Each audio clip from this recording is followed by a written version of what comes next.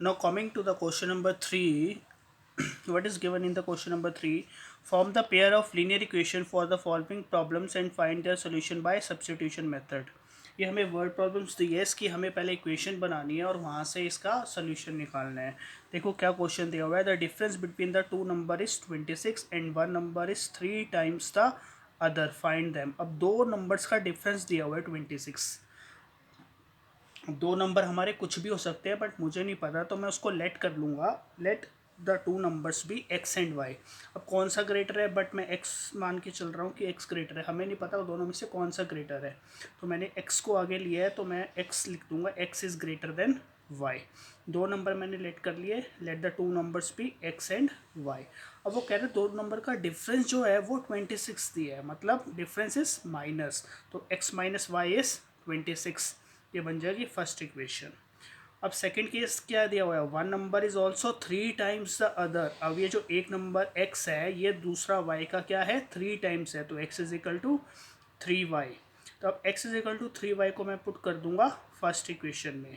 तो मैं जब मैं फर्स्ट इक्वेशन में पुट करूंगा तो y x की जगह आ जाएगा 3y minus Y equal to 26। तो ये आ जाएगा 2y equal to 26, Y is equal to 13।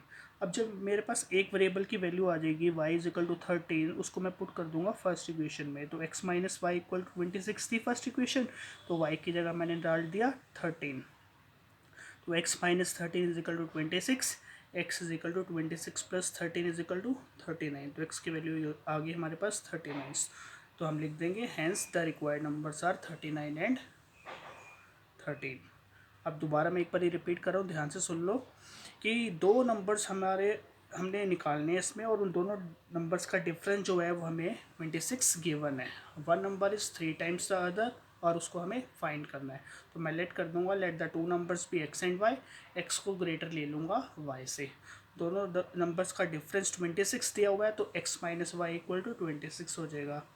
और एक नंबर जो है वो सेकेंड नंबर का 3 टाइम्स है, तो x is equal to 3y हो जाएगा। तो इन दोनों को जब मैं सॉल्व करूँगा तो मेरे पास एक्स और वाई की वैल्यू निकल के आ जाएगी।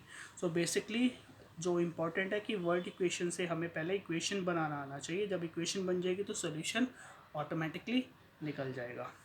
Now coming to the second part, see what is given in the second part.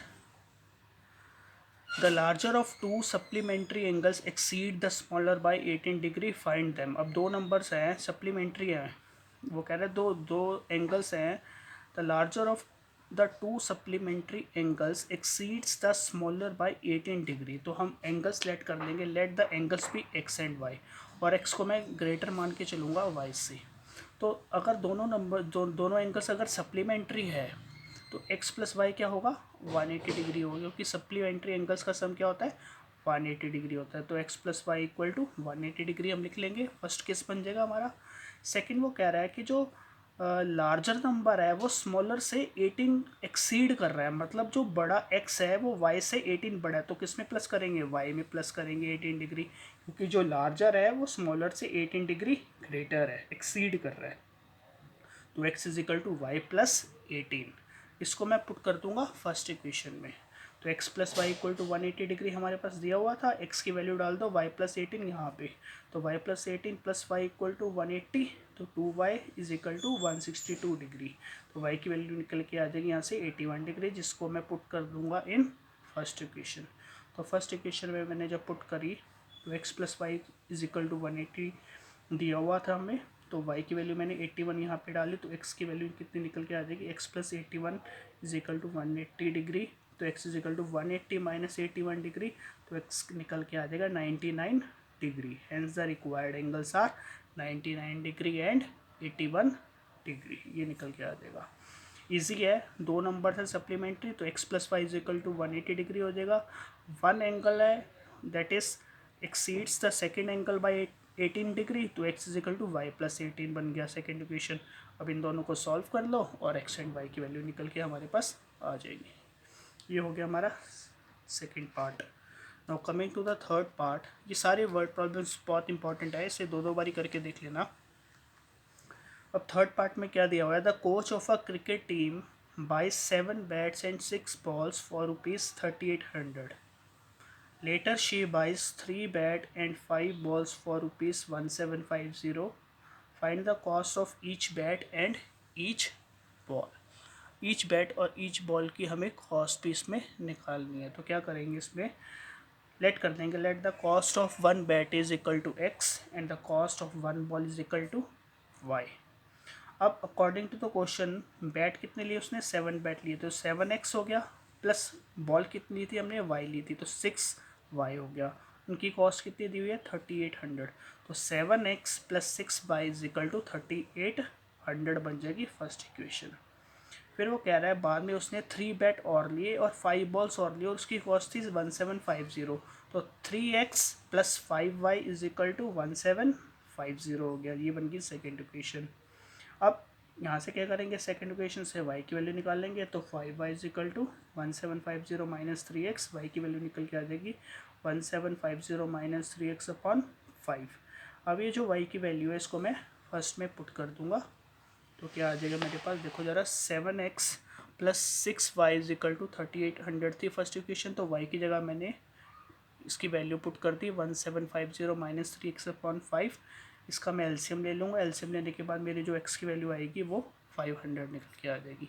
तो x की वैल्यू जो 500 आई है इसको मैं फर्स्ट इक्वेशन में यहाँ वहाँ पे वापस पुट कर दूँगा. फर्स्ट इक्वेशन थी 7x plus 6y is equal to 3800. इसकी वैल्यू ये जो x की वैल्यू 500 आई है ये मैं फर्स्ट में पुट कर दूँगा. तो 7 into 500 plus 6y is equal to 3800. तो ये बन गया 3500 plus 6y is equal to 3800. ये उधर जाके माइनस हो जाएगा तो 6y इज इक्वल टू 300. तो y की वैल्यू आ गई 300 अपॉन 6 दैट इज़ 50. तो कॉस्ट ऑफ वन बैट आ गई ₹500 और कॉस्ट ऑफ वन बॉल आ गई ₹50. ये हो गया हमारा थर्ड क्वेश्चन. ये आसान था. अब ये 4 जो है ये बहुत इंपॉर्टेंट क्वेश्चन है, टैक्सी वाला. ये बहुत बारी बोर्ड में आया हुआ है. क्या क्वेश्चन है, ध्यान से सुनना. The taxi charges in a city consist of a fix charge together with the charge for the distance covered. एक टैक्सी है सिटी में, वो एक फ़िक्स चार्ज लेती है और बाकी चार्ज लेती है जितना डिस्टेंस आप ट्रैवल करते हो. For a distance of 10 kilometre the charge paid is 105. वो कह रहा है कि एक बंदा है, उसने 10 किलोमीटर ट्रैवल करा और उसको 105 रुपये देने पड़े. मतलब for a distance of 10 kilometre he has to pay ₹105. And for a journey of 15 kilometre, अगर 15 किलोमीटर ट्रैवल करेगा तो उसको कितना पे करना पड़ेगा, ₹155 का पे करने पड़ेंगे. तो what are the fix charges and charges per kilometre and how much does the person have to pay for travelling for travelling 25 kilometre. और हमें निकालना है कि पहले तो निकालना है फिक्स चार्ज कितना होगा और चार्ज पर किलोमीटर कितना होगा. फिर निकालना है कि अगर पर्सन को 25 किलोमीटर ट्रैवल करना है तो उसका चार्ज कितना होगा. तो कैसे करेंगे, ज़रा ध्यान से सुनो ये क्वेश्चन. हम क्या कर देंगे, एक फिक्स चार्ज लेट कर लेंगे. Let the fix charge be ₹x. For example मैंने एक ऑटो करना है यहाँ से किसी जगह के लिए, तो मैं ऑटो में बैठने का ही जो मेरा फिक्स चार्ज है, मैं अभी चला नहीं हूँ बट बैठने का ये जो फिक्स चार्ज है वो x लगेगा. ठीक है. और फिर उसके बाद अगर मैं 10 किलोमीटर ट्रैवल कर रहा हूँ उसका चार्ज अलग लगेगा. तो बैठने का ही x जो फिक्स चार्ज है उसको मैंने ले लिया ₹x. और जितना चार्ज पर किलोमीटर जितना मैं ट्रैवल करूँगा उसका चार्ज मैंने ले लिया y किलोमीटर.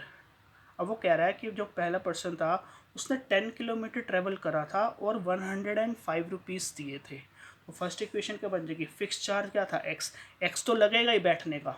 मतलब ऑटो में बैठने के x रुपीज़ तो हमारे लग गए, हमने ऑटो ले लिया, x रुपीज़ हमारे लग गए. अब 10 किलोमीटर उसने ट्रैवल करा तो x था फिक्स चार्ज. 10 किलोमीटर उसने ट्रैवल करा था और चार्ज पर किलोमीटर क्या था, y. तो 10 किलोमीटर अगर ट्रैवल करा था तो 10 इंटू वाई हो जाएगा दैट. और कॉस्ट कितनी लगी, 105. तो फिक्स चार्ज प्लस जितना डिस्टेंस ट्रैवल कर रहा है multiply by y is equal to 105. ऐसे ही फॉर 15 किलोमीटर. अब जो 15 किलोमीटर के लिए उसने कितने पे करे थे, 155 पे करे थे. तो उसको बैठने का ही फिक्स चार्ज कितना लग गया, x प्लस 15 किलोमीटर उसने ट्रैवल करा तो 15 इंटू वाई और उसकी कॉस्ट कितनी दी है, 155. ठीक है बेटा, इतनी बात समझ में आई. अब देखो इसमें करेंगे क्या, सेकेंड इक्वेशन से y की वैल्यू निकाल लेंगे. कैसे, x minus 155 is equal to minus 15y, y की वैल्यू निकल आएगी x माइनस 155 अपॉन माइनस 50। इसको मैं पुट कर दूंगा फर्स्ट इक्वेशन में। तो x प्लस 10, y की जगह मैंने इसकी वैल्यू डाल दी x minus 155 upon minus 15 is equal to 105।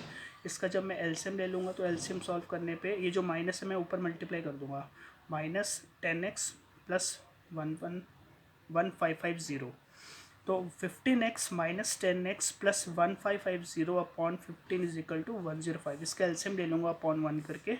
तो जब मैंने एलसीएम करके क्रॉस मल्टीप्लाई करा तो 5x plus 1550 is equal to 15 multiply 105। तो 5x कितना आ गया 1575 माइनस 1550। अब माइनस करेंगे 1575 में से, तो हमारे पास कितना आ जाएगा माइनस करने पे इसको 25 आ जाएगा। तो 5x इज इक्वल टू 25, तो x is equal to 25 upon 5 that is equal to 5। तो x आ गया मेरे पास 5। तो जब मेरे पास x 5 निकल के आ गया, इसको मैं पुट कर दूंगा फर्स्ट इक्वेशन में। फर्स्ट इक्वेशन थी x plus 10y is equal to 105, x मैंने डाल दिया यहाँ पे 5, तो 5 plus 10y is equal to 105।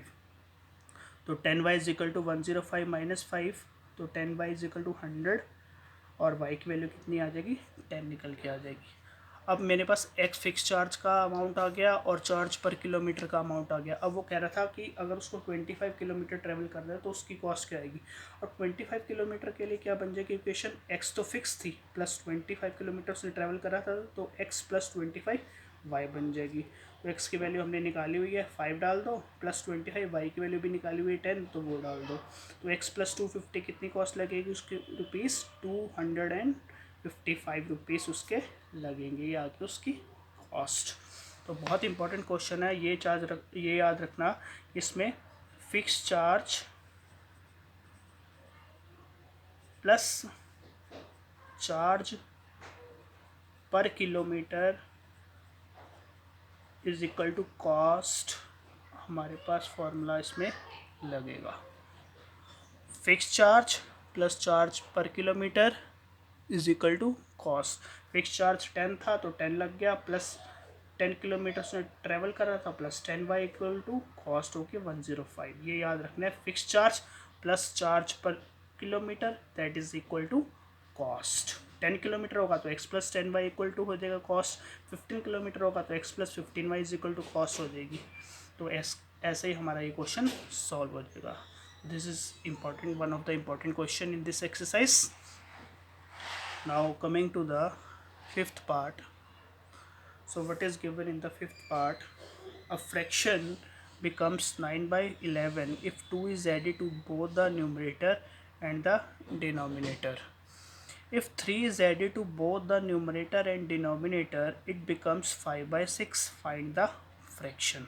अब क्या करेंगे, एक फ्रैक्शन है 9 by 11, उसमें वो कह रहा है कि अगर हम 2 ऐड करते हैं न्यूमरेटर में और 2 ही डिनोमिनेटर में ऐड करते हैं तो फ्रैक्शन जो थी 9 by 11 बन जाती है।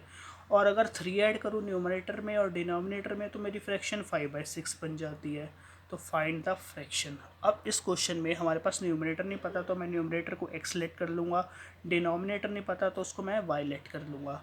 तो अगर न्यूमरेटर x है डिनोमिनेटर y है तो मेरी फ्रैक्शन क्या बन जाएगी, x by y।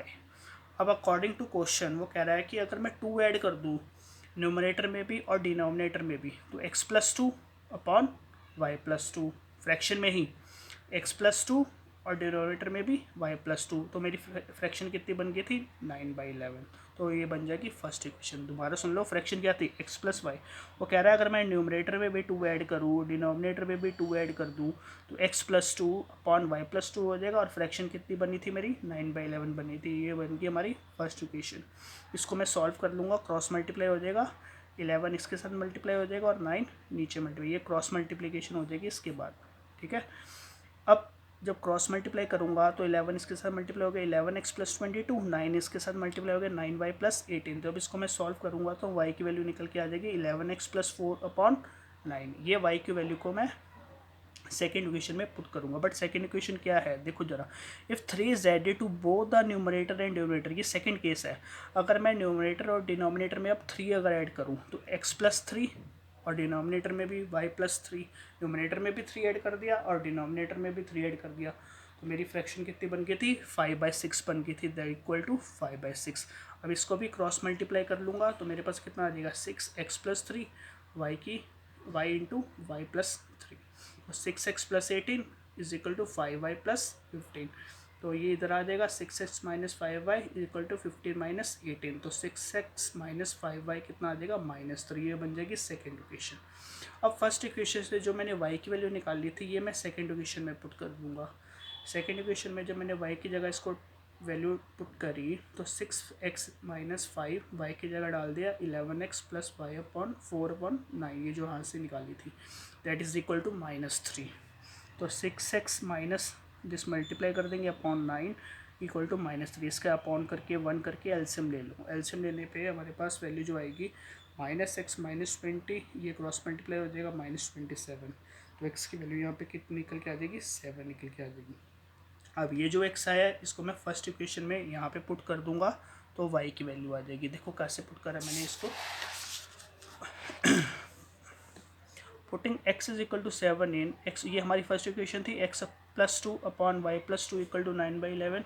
इसमें मैं x की वैल्यू डाल दूंगा, x की वैल्यू 7 थी, 7 + 2 अपॉन y+2 इक्वल टू 9/11, तो ये बन गया 9 upon y+2 equal to 9/11। 9 cancel हो जाएगा तो क्रॉस मल्टीप्लाई करेंगे, y+2 इक्वल टू 11 आ जाएगा। तो y की वैल्यू कितनी आ गई, यहाँ से 9 आ गई। x की 7 आई थी और फ्रैक्शन क्या लेट करी थी हमने, x अपॉन y लेट करी हुई थी। तो x की वैल्यू 7 डाल दो, y की 9 डाल दो, हमारी फ्रैक्शन कितनी आ जाएगी, 7/9। ये था हमारा fifth part. Now coming to the last part. अब ये क्वेश्चन है एज वाला, ये भी इम्पोर्टेंट क्वेश्चन है और ये भी आ सकता है, इम्पोर्टेंट क्वेश्चन है। क्या क्वेश्चन है ज़रा ध्यान से सुनो। 5 ईयर हैंस, 5 ईयर हैंस का मतलब है 5 साल बाद, the age of the Jacob will be 3 times that of his son. अब ये जो जेकॉब है ये फादर है हियर, वो कह रहा है कि द एज ऑफ जेकॉब है 5 year hence will be 3 times age his son. 5 साल बाद जेकॉब की एज उसके सन की 5 टाइम्स होगी। और सेकंड केस दे रहा है 5 ईयर अगो, 5 साल पहले जेकॉब की एज जो थी वो 7 टाइम्स थी उसके सन की। 7 साल पहले फादर की एज 7 टाइम्स थी उसके सन की एज की। What were their present ages, present age क्या होगी उसकी। तो मैं क्या लेट करूँगा, let the present age of Jacob की फादर की एज को ले लूँगा x, सन की एज को ले लूँगा y। अब पहले स्टेप बाय स्टेप इसका इक्वेशन लगाएंगे। देखो स्टेप 1 क्या है, स्टेप 1 पहले देखेंगे अकॉर्डिंग टू सिचुएशन। 5 साल पहले, 5 ईयर हैंस, पहले क्या होगा, देखो 5 ईयर हैंस मतलब 5 साल बाद। 5 साल बाद जेकॉब की एज कितनी हो जाएगी, x + 5 और सन की कितनी हो जाएगी, y + 5। तो उसको हम लेट कर लेंगे जेकॉब की एज को, x लेट करा हुआ था तो 5 ईयर हैंस लिख देंगे, जेकॉब की एज को x + 5, सन की एज को y + 5। ये स्टेप 1 है। 5 ईयर हैंस मतलब 5 ईयर्स आफ्टर। जेकॉब की एज x + 5 हो गई, सन की कितनी होगी, 5 + 5 होगी। वो कह रहा है जेकॉब जो था वो 3 टाइम्स था सन की एज का। तो जेकॉब की एज कितनी दी हुई है, x + 5 दी हुई है, x + 5 इक्वल टू 3, सन की एज कितनी है, y + 5। तो इस इक्वेशन में डाल देंगे जेकॉब की जगह x + 5, that is 3 times of son age कितनी दी हुई है, y + 5। तो x + 5 is equal to 3y + 15, तो x - 3y is equal to 15 - 5, x - 3y is equal to 10 बन जाएगी फर्स्ट इक्वेशन। ये तो हो गया हमारा यहाँ तक की बात। अब लेंगे स्टेप 2। स्टेप 2 में क्या दिया हुआ है, 5 ईयर अगो, 5 साल पहले। अब ये आ जाएगा बिफोर 5 ईयर अगो, आज से 5 साल पहले क्या हो जाएगी, आज अगर मेरी x है तो 5 साल पहले कितनी होगी जेकॉब की, x - 5, और उसका सन की एज क्या होगी 5 साल पहले, y - 5। अब वो कह रहा है 5 साल पहले जेकॉब वो 7 times age that of his son, उसकी जो एज थी वो 7 टाइम्स थी उसके सन की। तो मैं क्या करूँगा, जेकॉब की एज को लिख दिया मैंने x - 5, सन को लिख दिया y - 5। क्यों, क्योंकि 5 ईयर अगो क्या बोला हुआ है उसने।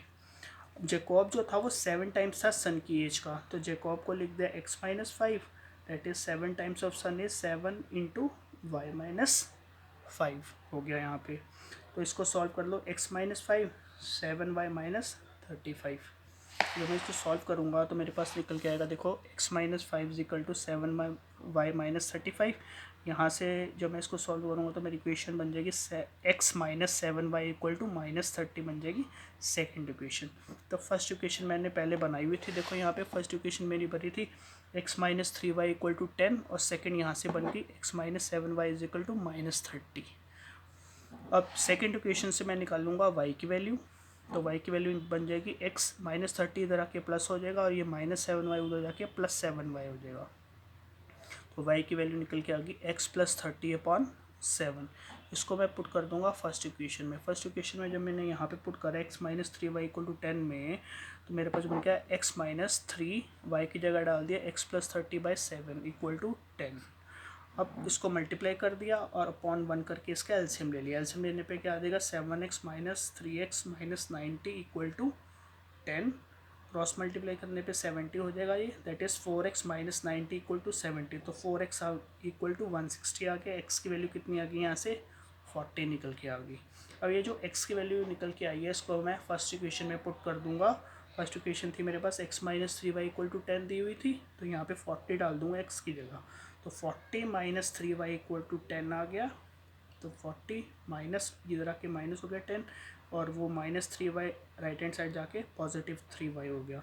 तो 3y इज इक्वल टू 30 हो गया। तो y की वैल्यू आ गई 30/3 दैट इज इक्वल टू 10। तो y इज इक्वल टू आ गया 10 एज। तो प्रेजेंट एज ऑफ जेकॉब कितनी आ जाएगी, 40 ईयर्स, और प्रेजेंट एज ऑफ सन कितनी आ जाएगी, 10 ईयर्स।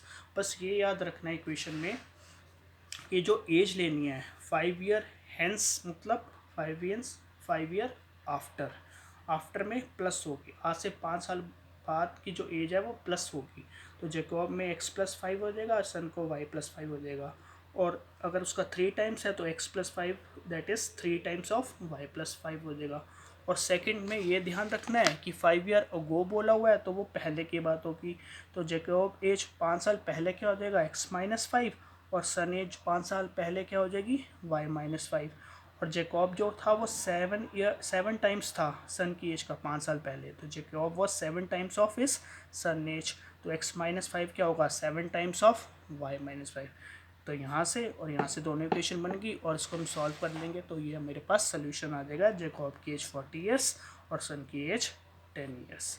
जिसको आप 2 टाइम्स इसकी प्रैक्टिस करोगे तो आपको ये सारी सम्स बड़ी क्लियरली समझ आ जाएंगे। Thank you.